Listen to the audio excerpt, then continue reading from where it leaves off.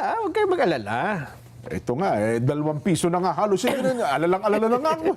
Hindi, maganda siguro. Ang mismong Pangulo Ay, na. meron ba? Sige. Ang marinig nating nagpapaliwanag tungkol dito sa kahandaan natin kapag ka nagkagipitan ng supply ng langis. Tama. Sige nga po.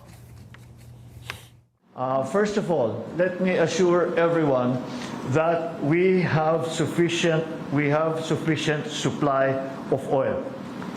Meron tayong stockpile that are approximately 50 to 60 days in terms of gasoline, in terms of fuel oil, and in terms of kerosene.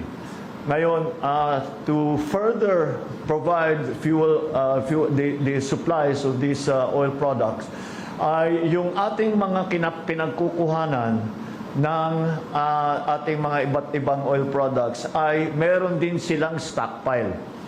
So, hindi lalabas, hindi pa nila ina-export. So that is another potential supply for us.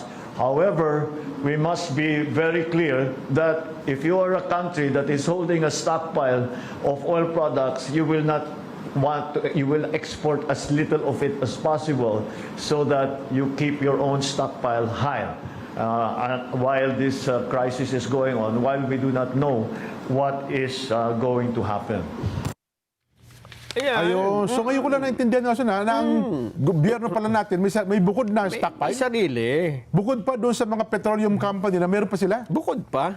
Ganun pala yun. Kasi gumagamit din naman ng gobyerno dyan. Di ba? Pero siyempre sa mga government vehicles natin, tama naman yun. Meron, Department of Energy, meron yan. Ngayon, ako personally, ngayon ko lang nalaman na meron pala tayong ang gobyerno mismo. Meron. Kasi dati umaasa lang tayo sa mga private company, private petroleum company.